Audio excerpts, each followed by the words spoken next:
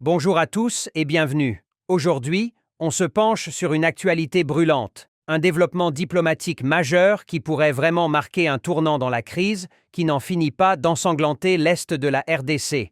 Les États-Unis ont donc posé leurs conditions, et elles sont pour le moins directes. Pour Kigali, c'est l'heure de vérité, une confrontation avec la première puissance mondiale qui force à une réévaluation stratégique qui s'annonce douloureuse. Pour Kinshasa, c'est une lueur d'espoir, mais une lueur teintée d'une appréhension bien compréhensible face à tant d'inconnus. Et pour la communauté internationale, c'est le signe d'un engagement américain renouvelé, peut-être plus ferme, pour trouver une solution durable. Alors, restez avec nous, car on va décortiquer ensemble ce que cette décision implique, ce qui motive Washington, les dilemmes de Kigali et les attentes de Kinshasa.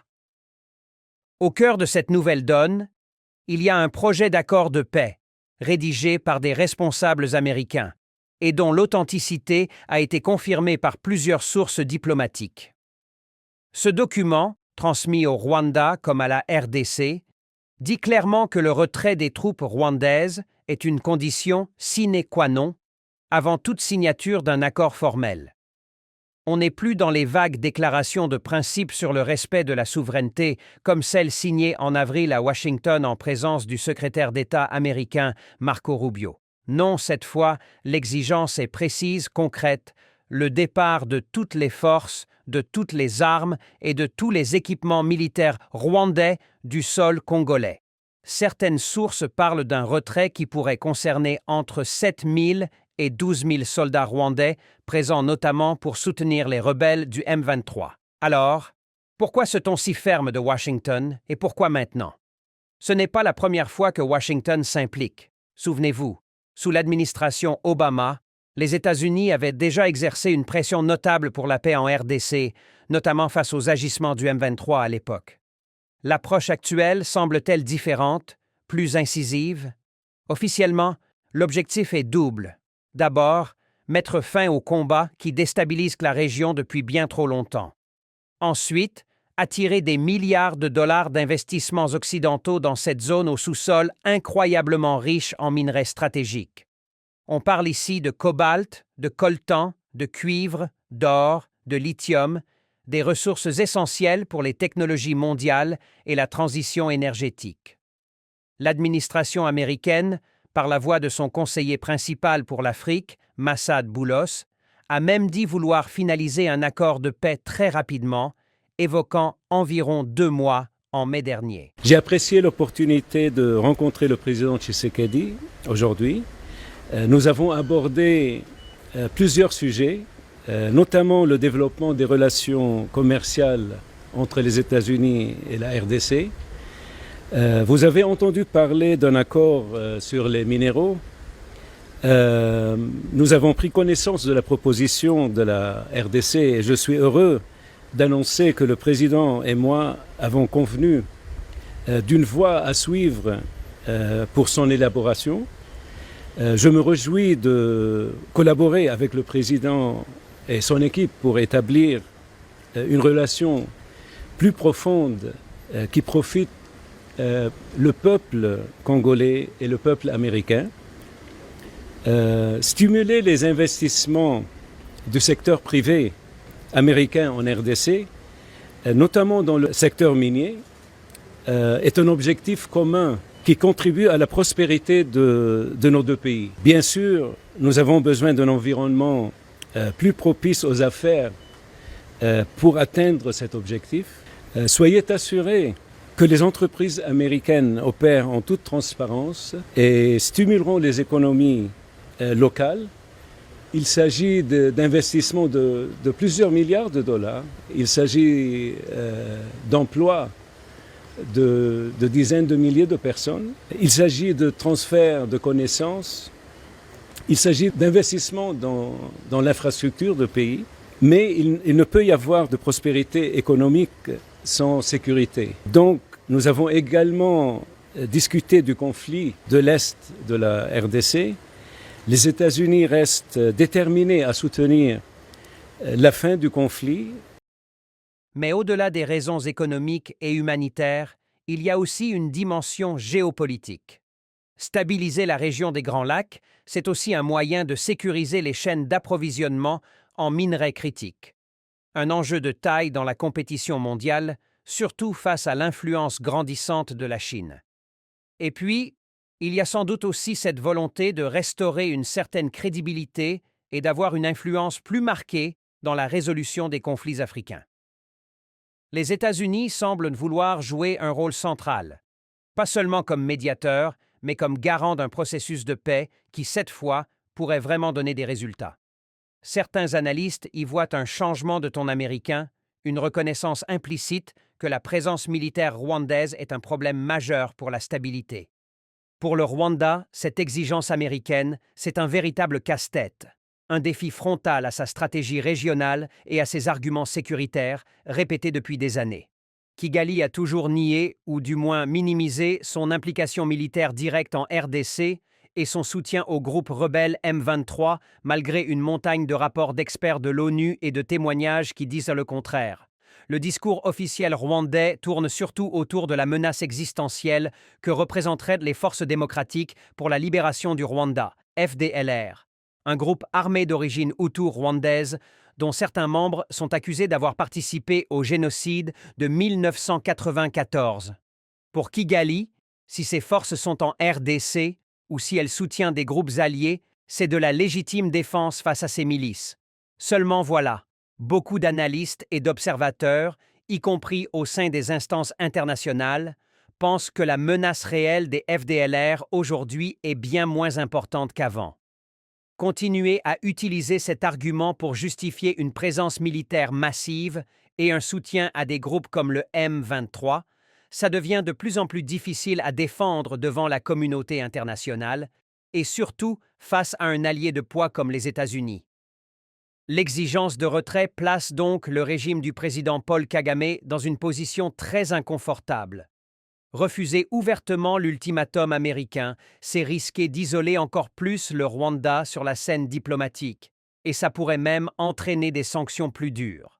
Accepter, ce serait non seulement admettre, même à demi-mot, une présence militaire qui a toujours été niée ou justifiée autrement, mais aussi potentiellement renoncer à une influence et à des intérêts économiques énormes dans l'est de la RDC. Ces intérêts, notamment liés à l'exploitation des minerais, sont souvent vus comme l'une des vraies raisons de l'implication rwandaise. Le projet d'accord américain essaie bien de ménager une porte de sortie en proposant un mécanisme conjoint de coordination sécuritaire avec des observateurs militaires rwandais et internationaux. L'idée, c'est de rassurer Kigali sur ses préoccupations sécuritaires légitimes, tout en garantissant la souveraineté congolaise. Mais la pilule d'un retrait total et préalable reste difficile à avaler pour un gouvernement qui a fait de la projection de sa force et de la défense de ses intérêts, même hors de ses frontières, un axe majeur de sa politique.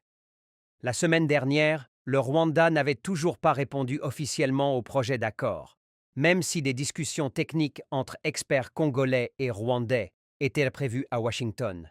Cette hésitation en dit long sur l'ampleur du dilemme. Du côté de la République démocratique du Congo, cette nouvelle position américaine est accueillie avec un mélange d'espoir prudent et d'une certaine inquiétude face aux concessions possibles.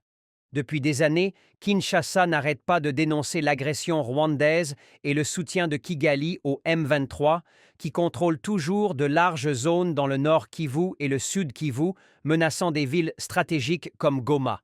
Alors, voir Washington exiger aussi clairement le retrait des troupes rwandaises, c'est perçu par beaucoup comme une victoire diplomatique, une reconnaissance tardive mais bienvenue de la position congolaise. L'espoir, c'est de voir enfin la souveraineté et l'intégrité territoriale de la RDC pleinement respectées, une condition essentielle pour un retour de la paix. Mais cet espoir est vite rattrapé par la question des contreparties. Car si le Rwanda doit retirer ses troupes, le projet d'accord américain prévoirait aussi des concessions de la part de la RDC. La plus sensible et la plus controversée, ce serait d'accepter que le M23, que Kinshasa considère comme un groupe terroriste, participe à un futur dialogue national au même titre que d'autres groupes armés. C'est une perspective qui a du mal à passer pour une opinion publique congolaise à bout, fatiguée des exactions du M23, vue comme une simple marionnette de Kigali. L'idée de les voir à la table des négociations sur un pied d'égalité provoque une forte opposition. Et puis, il y a le scepticisme, nourri par les nombreux accords de paix signés par le passé et qui n'ont jamais vraiment ramené la paix dans la région. La méfiance envers le voisin rwandais est très forte, et beaucoup craignent que même un retrait officiel ne mette pas fin à l'ingérence sous d'autres formes. Pourtant, la perspective d'un désengagement rwandais ouvre la voie à des espoirs concrets. La fin des combats à grande échelle permettrait le retour de millions de déplacés. Ça créerait aussi un environnement plus favorable aux investissements, surtout dans le secteur minier, qui est vital pour l'économie congolaise. Les États-Unis, en liant la paix à des promesses d'investissement massifs, essaient de créer une dynamique où tout le monde serait gagnant. Le gouvernement congolais, par la voix de son ministre de la Communication, Patrick Muyaya, avait déjà salué les sanctions américaines prises précédemment contre des responsables rwandais et du M23. Il y voyait un premier pas vers une action internationale plus forte pour forcer le Rwanda à arrêter ses activités en RDC. L'exigence actuelle de retrait va donc dans le sens de ce que Kinshasa attendait. Reste à voir si les conditions de mise en œuvre et les concessions demandées seront acceptables. Alors, est-ce que cette exigence américaine marque un vrai tournant dans la crise des Grands Lacs? Ou est-ce juste un épisode de plus dans un cycle sans fin de pression et de négociations? Plusieurs indices laissent penser qu'on pourrait être à un moment clé. D'abord, la clarté et la fermeté de la condition posée par Washington sont frappantes. On n'est plus dans les appels vagues au dialogue ou à la désescalade. C'est une demande précise, avec un préalable non négociable pour continuer le processus de paix sous médiation américaine. Cette approche directe met Kigali au pied du mur comme rarement auparavant, de la part d'un partenaire aussi important que les États-Unis. Ensuite, les motivations économiques affichées par les États-Unis, l'accès aux minerais stratégiques, la volonté d'attirer des investissements occidentaux, donnent plus de poids à leur action diplomatique.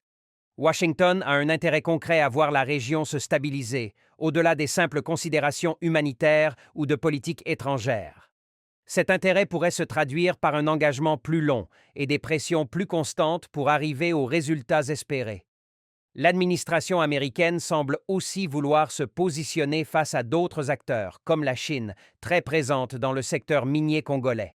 Troisièmement, la dynamique régionale est tout sauf simple. D'autres acteurs regardent ça de très près. L'Union africaine, les pays voisins, d'autres puissances internationales, tous ont leurs propres intérêts et leurs propres stratégies. Une initiative américaine aussi forte pourrait soit créer un front commun, soit, au contraire, provoquer des résistances ou des tentatives pour la contourner. Le succès dépendra beaucoup de la capacité de Washington à coordonner ses efforts et à maintenir une pression unie. Le fait que des discussions entre experts congolais et rwandais soient prévues à Washington montre que le fil, bien que tendu, n'est pas rompu. Quels sont les scénarios possibles? Ils sont multiples. Si le Rwanda cède et commence un retrait vérifiable, ça pourrait ouvrir une vraie fenêtre d'opportunité pour la paix, même si la route sera encore longue et compliquée, notamment pour désarmer les groupes armés et pour la réconciliation. Si Kigali refuse ou essaie de jouer la montre, on pourrait voir une escalade des tensions diplomatiques et peut-être des sanctions plus ciblées et plus douloureuses pour le Rwanda. L'issue la plus probable se situe peut-être quelque part entre les deux, des négociations complexes où chacun devra faire des concessions, avec un retrait rwandais progressif et soumis à conditions. La question de la confiance reste absolument centrale. Des décennies de conflits, d'accusations mutuelles et d'accords non respectés ont laissé des cicatrices profondes. Reconstruire un minimum de confiance entre Kinshasa et Kigali, et entre ses acteurs et les populations locales, ça va demander beaucoup de temps et d'efforts. Au bout du compte, l'ultimatum de Washington pour le retrait des troupes rwandaises de RDC, c'est bien plus qu'une simple déclaration diplomatique. C'est une manœuvre qui force Kigali à une réévaluation stratégique majeure qui donne un espoir mitigé à Kinshasa et qui montre une implication américaine plus directe et conditionnelle dans la résolution d'une des crises les plus longues et les plus meurtrières d'Afrique. Les enjeux sont énormes, la souveraineté d'un État, la vie de millions de personnes, la stabilité de toute une région et l'accès à des ressources vitales pour l'économie mondiale. Les prochains mois nous diront si ce coup de poker diplomatique américain réussira à débloquer une situation enlisée depuis trop longtemps, ou s'il se heurtera aux réalités complexes et aux résistances d'un conflit aux racines profondes. Une chose est sûre, la région des Grands Lacs est à la croisée des chemins, et la direction qu'elle prendra aura des conséquences pour longtemps. La situation évolue très vite, et les semaines qui viennent s'annoncent décisives. Et vous, qu'en pensez-vous? Cette exigence américaine peut-elle vraiment changer la donne? Quelles devraient être les prochaines étapes pour assurer une paix durable dans la région?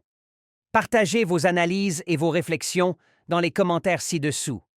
N'oubliez pas de vous abonner à la chaîne et d'activer la cloche de notification pour ne manquer aucune de nos prochaines mises à jour sur ce dossier et sur d'autres sujets d'actualité internationale. Votre soutien nous est précieux pour continuer à vous fournir des analyses de fond.